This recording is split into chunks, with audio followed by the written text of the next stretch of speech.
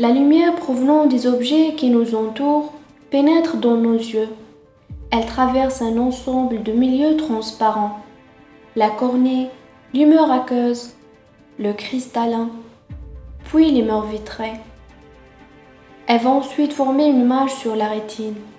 La quantité de la lumière qui pénètre dans l'œil est contrôlée par l'ouverture de la pupille, délimitée par l'iris. C'est l'iris qui donne la couleur à l'œil. Afin que l'image formée sur la rétine soit bien nette, des muscles peuvent tirer sur le cristallin et modifier sa forme. On parle d'accommodation. L'intérieur de l'œil apparaît noir lorsqu'on le regarde de l'extérieur, car une enveloppe pigmentée le recouvre, c'est la choroïde. La membrane la plus externe de l'œil est blanche et dure, c'est la sclérotique. Quand la lumière arrive sur la rétine, elle déclenche des réactions chimiques dans certaines cellules nerveuses, les photorécepteurs.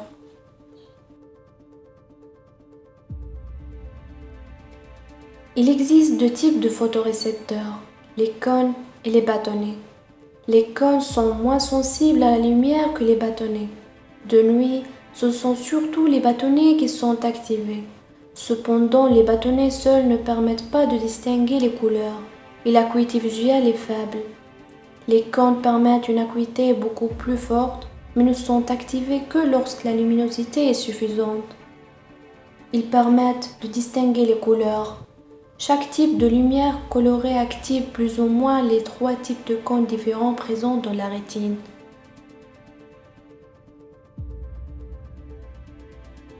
Les réactions chimiques qui ont lieu dans les cônes et les bâtonnets entraînent la création de messages nerveux qui se propagent dans le nerf optique. Ce sont des signaux de nature électrique, dont la fréquence correspond à une information codée. Ces messages nerveux empruntent les voies visuelles pour atteindre le cortex visuel occipital, la partie arrière du cerveau qui traite les informations visuelles. Les messages nerveux issus des parties temporales de chaque rétine se propagent sans changer d'hémisphère cérébral.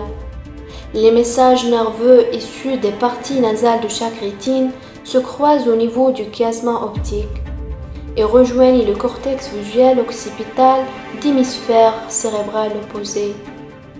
Au cours de leur trajet, les messages nerveux passent d'une fibre nerveuse à une autre au niveau des zones de jonction appelées synapses. Là, les signaux électriques qui arrivent de la rétine engendrent la libération d'une substance chimique appelée neurones transmetteurs, qui traverse l'espace entre les deux fibres nerveuses et qui se fixe sur deux récepteurs de forme complémentaire. Cette fixation entraîne la naissance de nouveaux signaux sur les fibres liées au cortex. Le cortex visuel occipital est constitué de différentes aires spécialisées dans le traitement des messages nerveux. Selon la fréquence des signaux électriques générés par les photorécepteurs, chaque aire interprète une caractéristique de l'image observée, forme, couleur, mouvement.